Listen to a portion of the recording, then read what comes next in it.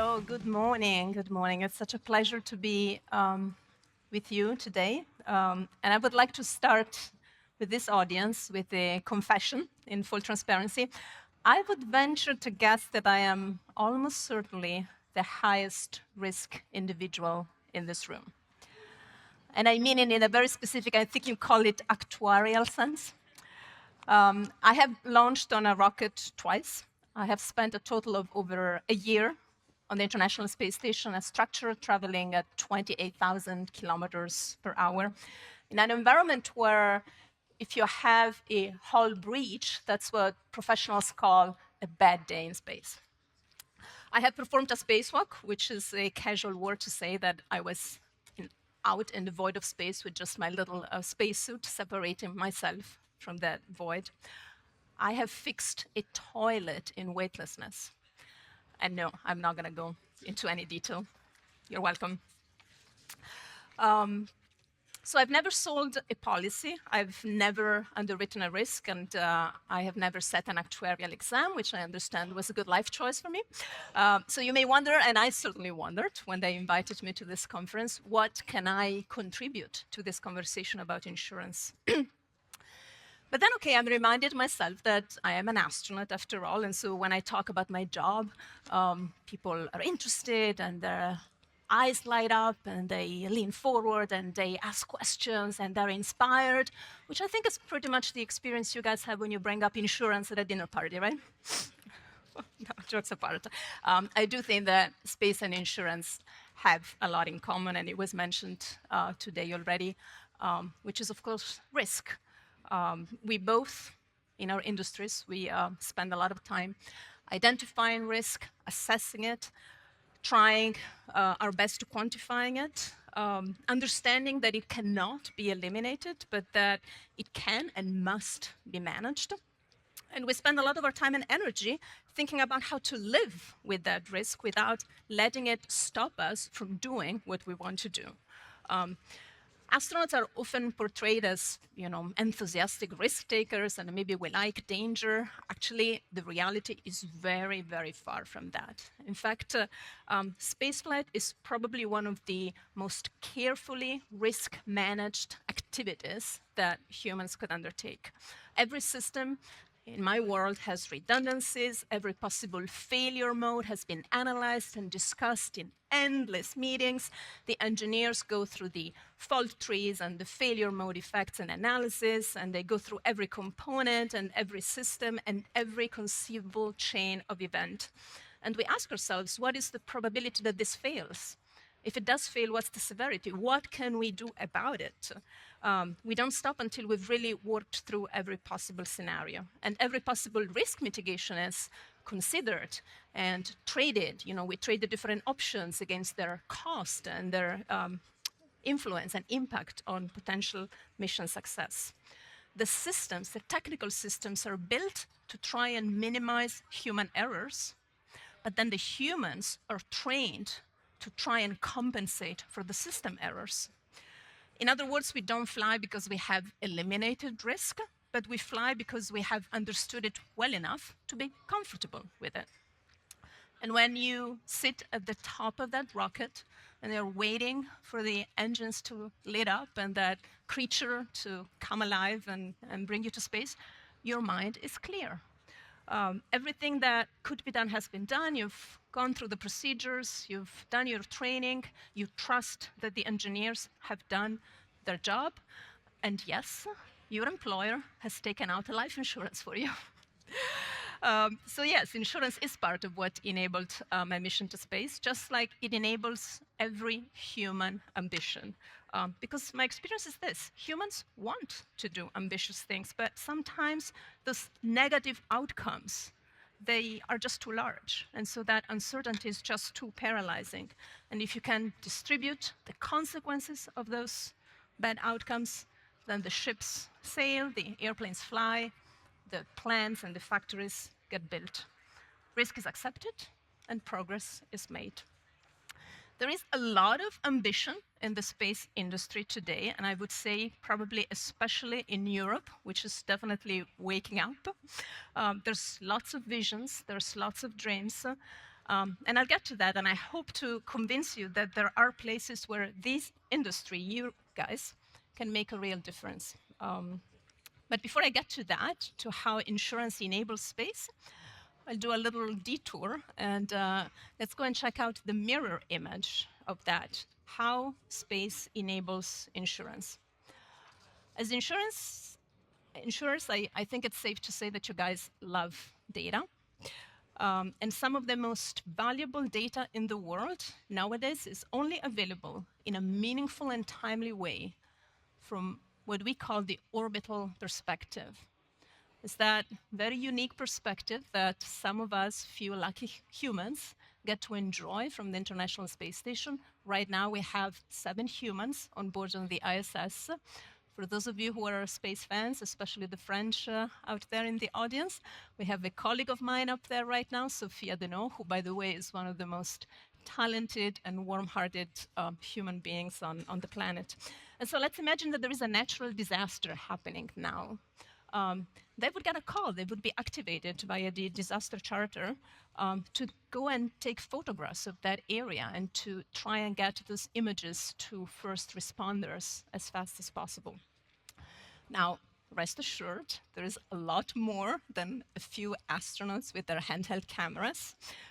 We have a fleet of satellites in orbit. And by the way, some of the finest sources of publicly available data is actually from the European Copernicus constellations, satellites.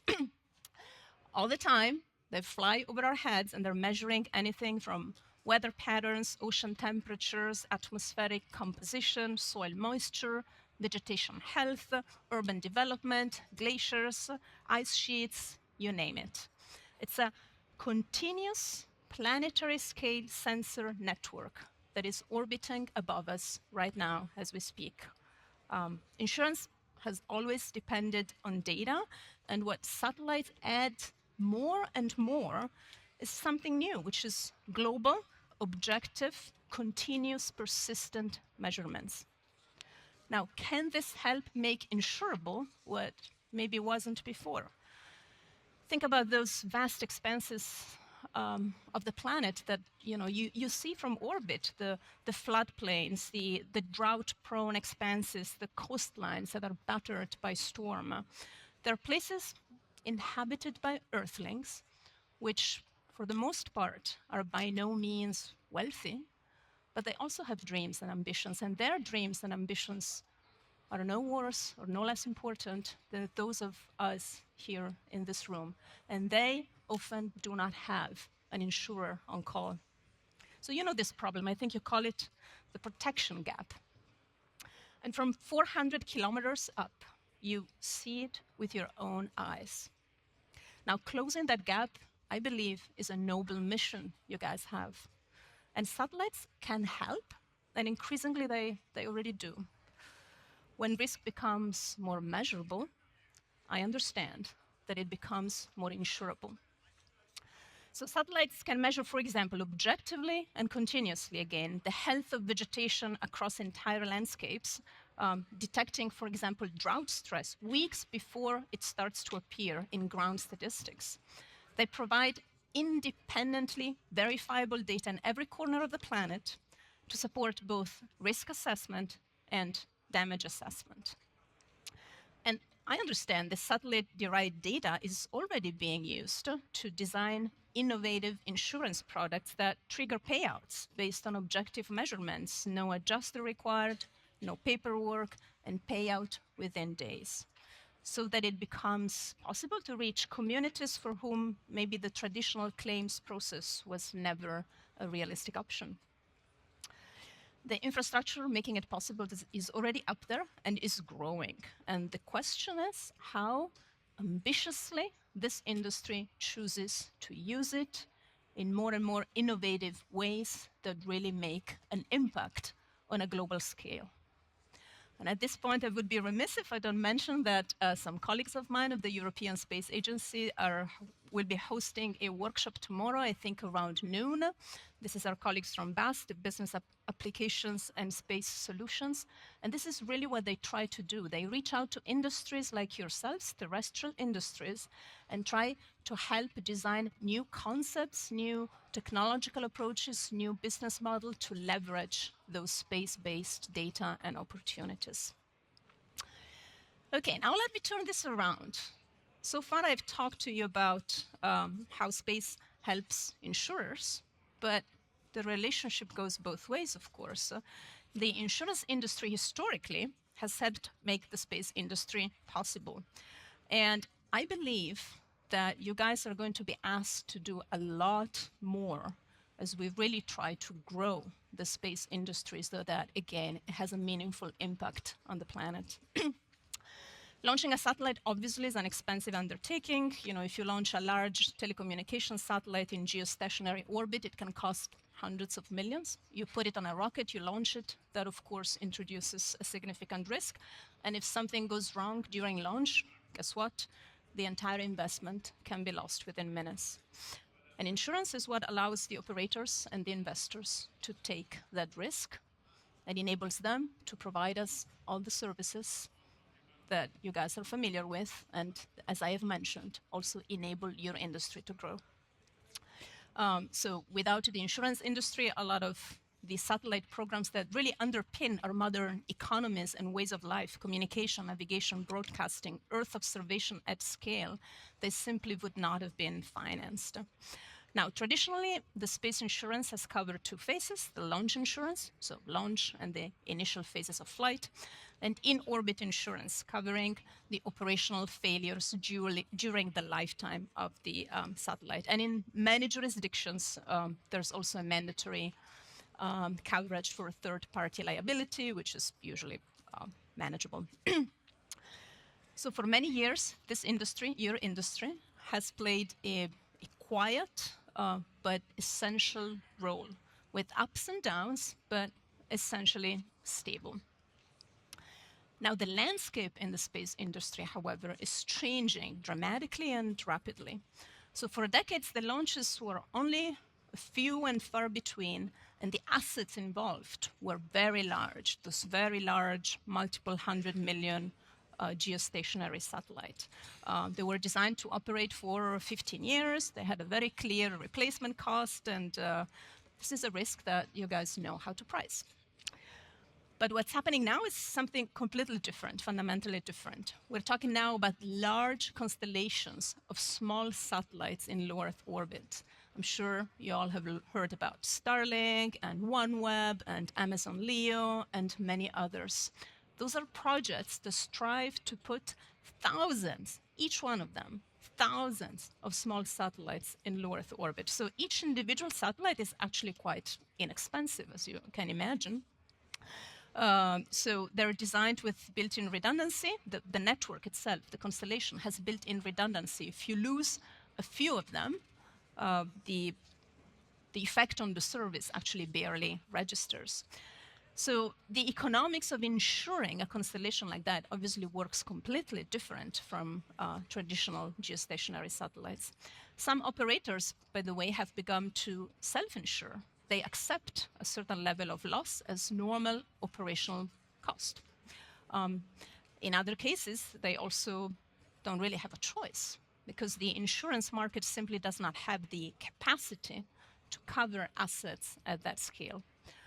And new questions are emerging. What about systemic risk? Okay, if you lose a few satellites, you lose a launch, and maybe you lose 40, 50 out of thousands, maybe it doesn't matter. You can just accept that. But what if you have an event that is a systemic risk? What if you have a major geomagnetic storm that affects the constellation as a whole?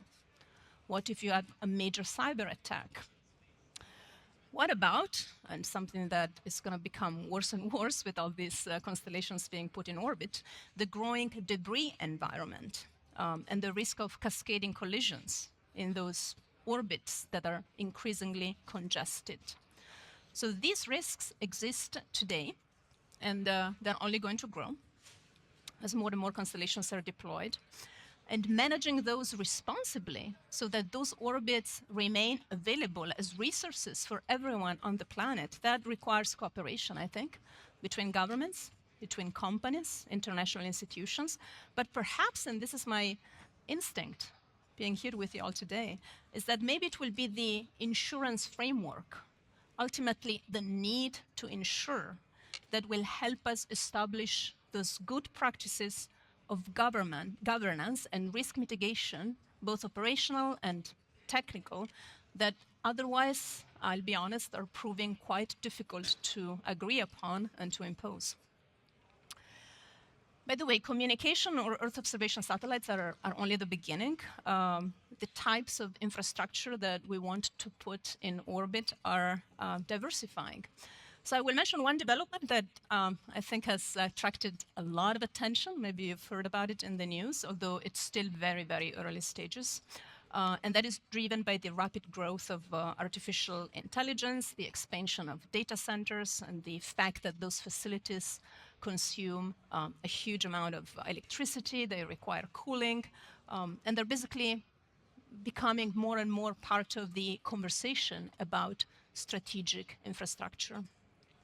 And this has led some companies and some individuals to explore a rather unusual idea, which is to put those data centers out there in space, in orbit.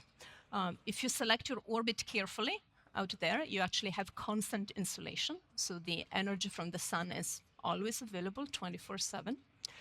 Now, thermal management, cooling, can definitely be a challenge, but again, it's early stages, but it might be possible from an engineering perspective to solve that problem in an efficient way.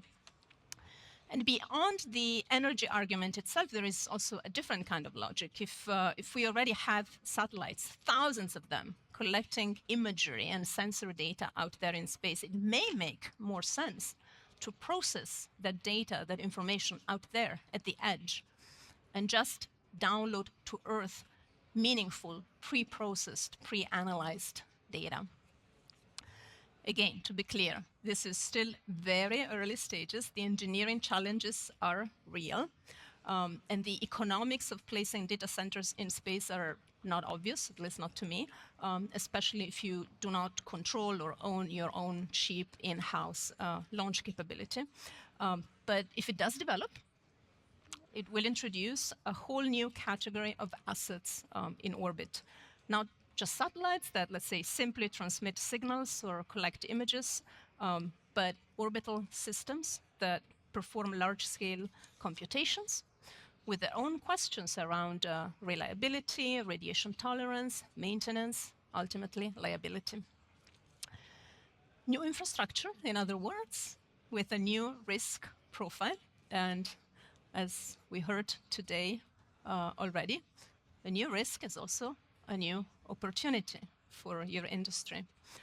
It remains for now an emerging idea, but I think it illustrates something a bit broader, which is that as the space economy evolves, the activities taking place in orbit, at least in low Earth orbit or in orbit around our planet, are likely to diversify in ways that we're really only just starting to imagine.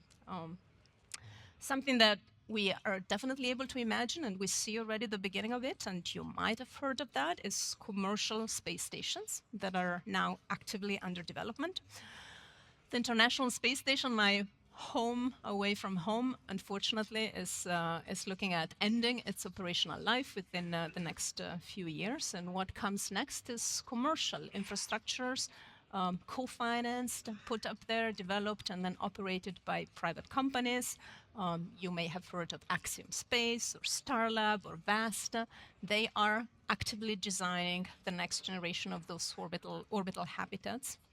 Platforms that will host research, of course, manufacturing operations potentially, and even maybe paying visitors, what sometimes we here refer to as the space tourists. So how do you insure a commercial space station? I think it's a genuinely novel question. You have a single asset which is worth billions of dollars. It's operating in an environment where maintenance sometimes even requires a spacewalk. And replacement parts may not be always at hand. You have multiple operators potentially, multiple customers, mixed professional and private commercial crews, and activities that range from advanced pharmaceutical research to media production. The insurance questions will be fascinating, I think.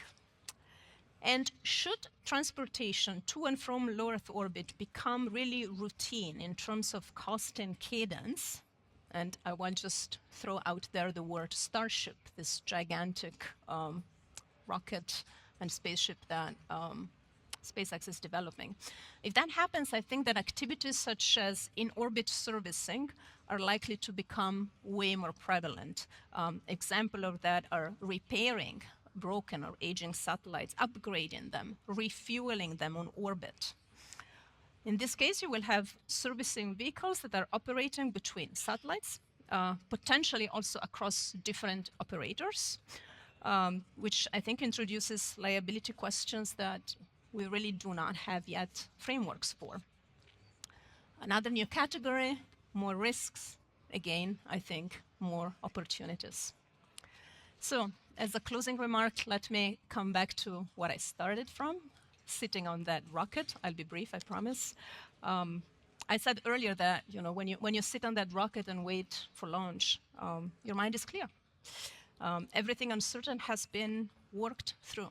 The risk has been assessed, distributed, accepted, and that careful, systematic work is what produces in your mind and in everyone's mind that freedom to go. And I think that the space industry today is waiting for more of that freedom to go and get those amazing new things done. The commercial space economy is expanding faster than the frameworks around it. Mega constellations are being deployed at a scale that the traditional satellite insurance market was never designed for. Commercial space stations are about to become a reality. Orbital manufacturing, on-orbit servicing, space-based computing. The list of possible new activities taking place is long and it's growing. Each of those activities brings its own risk. Every risk becomes an insurance question and an opportunity. None of these are distant future problems. They are really present tense puzzles that we need to solve. Those companies out there, a lot of them young, innovative companies who are trying to make those things happen in space, they need your help. They need the help of an industry that knows how to think about uncertainty, and that is you. That quiet, powerful idea that risk can be shared. And when that happens, ships sail, airplanes fly, planes get built, and guess what? Rockets launch. Thank you.